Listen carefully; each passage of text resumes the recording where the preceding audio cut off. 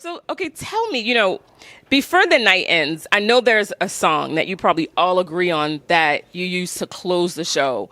Because, people always remember the first thing they saw and the last thing they saw. So, is there like a theme song that you guys play? So this run, we've been closing with one of our favorite covers from a pretty iconic record. And I feel like we kind of injected some new energy into it. So I don't know. Should we tell them what song it is or no? That's up to you. I don't know.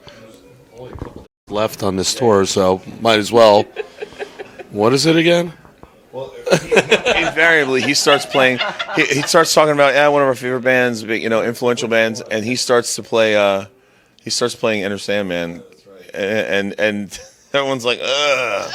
And then we play Damage Incorporated, which is a ripping thrash tune. So I think it's one of the cool things I noticed is there's a lot of young kids coming to these thrash shows, and I mean, I remember being 14 with a Slayer shirt on, and I'd go to the mall and I would see like Instant Brothers. You'd be like, Slayer, So seeing kids that are 16, 18, 19, they're into that whole scene. They're into those throwback bands, and Dukes was in Exodus for 10 years, so fans of that, the kids are showing up with Exodus shirts on, and we're doing a couple of those songs too, just for the nostalgia of it, and it's cool because they get it. So I think that's a pretty badass thing. And I think that inspires you because when you can relate to the youth of today, and you remember what it was like to go through all the things they're going through now. Yeah. Last night there was a kid, he was at the merch table, and his mom was there with him, and she's like, he's starting to take drum lessons. He was 10. I was like, come on, man, you want to go see my kit? He was like, so I brought him up. I stuck him behind my kit, and I gave him some sticks. I'm like, go nuts, man. And he was like, going crazy. His mom was taking pictures, and there's moments in my life that pushed me into the direction that made me who I am, and I feel like if someone would have done that to me, put me behind it, like on stage in front of a kit that's like that, I would have been out of my mind. So, we got footage of it and stuff. I think that it's cool coming from there, and then on this end of it, I said, listen, man, when you're a famous drummer someday, remember this moment. And I go, you want the sticks? You can keep the sticks. He goes, well, I have my own at home. Oh, that leads me up to, you guys got to share. Who wants to share? I want to hear a crazy story on the road. Who wants to share? I know you have a story. Got some disgusting ones, but I'm not going there.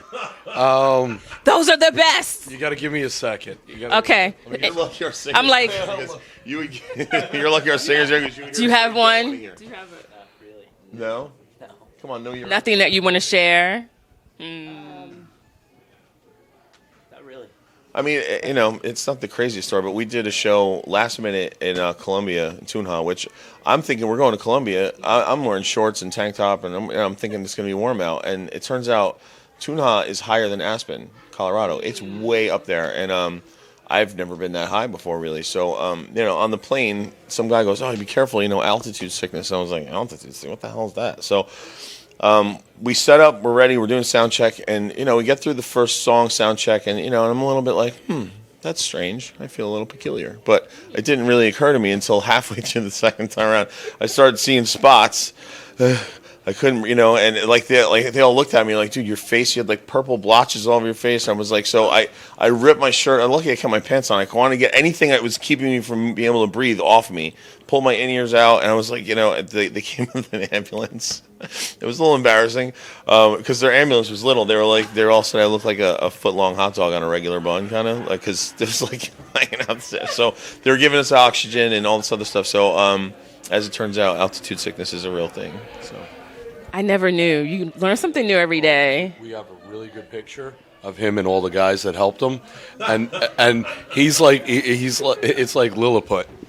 I mean, it's hysterical because everybody was like really short compared to him, and he's not really tall, but it was.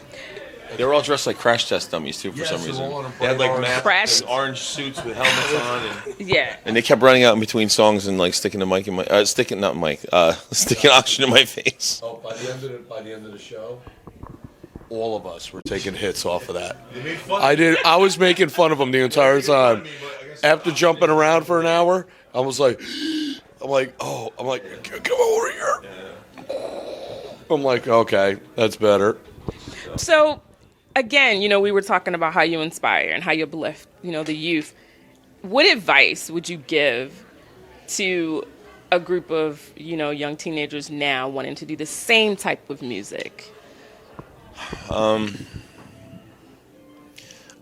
Really, honestly, the thing that you just got to do what you love, follow your passion, follow whatever you're into. Like, I mean, we've all got influences, and we all there's a lot of bands that we listened to growing up that were similar. That we have similar influences, and I guess it has to go through the filter of your brain and your own creativity, and you just do whatever you're feeling. And I think there's a benefit of technology nowadays is so much better. You can get amazing recordings on this like people have home rigs that they could do these amazing recordings with. I remember recording stuff on a little Tascam 4-track piece of crap that you got to keep bouncing tracks back and forth, and they have the benefit of having really great gear, and you can get really great sounds. And there's YouTube, you can learn anything on YouTube. You could probably learn how to do brain surgery on YouTube. So I think just following their passion and don't give up and practice, really put some effort into it, and find your own sound, find your own your own voice, your own identity. Yeah, I agree with that one. When I listen to the songs and the lyrics, and I think about, what piece definitely when you're on stage, you kind of zone out. Like there's got to be that one where you just completely zone out. Yeah, there are some songs, and I can't predict which ones they're going to be. But usually it's just one song, No Hope. There's No Hope. It's a love song, obviously. Very positive. But all of our songs are very positive, okay? Just so you know, right? Yeah. Well, I honestly think about the way Dukes writes lyrics as kind of like the old blues guys, It's like they write about their life is complete crap.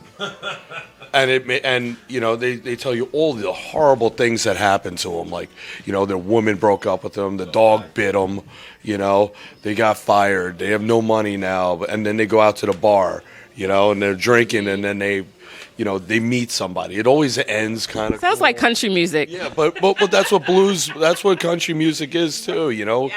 But it's like these hardships that you feel and that people experienced. And you listen to it, and it makes you feel better. Because my life isn't complete crap like that guy's. I didn't walk in and see my wife with another man, Going Zeppelin there on you. Yeah. See what I did there? I can relate. Yes. yes. So I think that's what Dukes does with his lyrics, because he says there is no hope. But there's always a little bit of hope. There's a glimmer of hope all the time. There's always hope. He might disagree with you there. Well,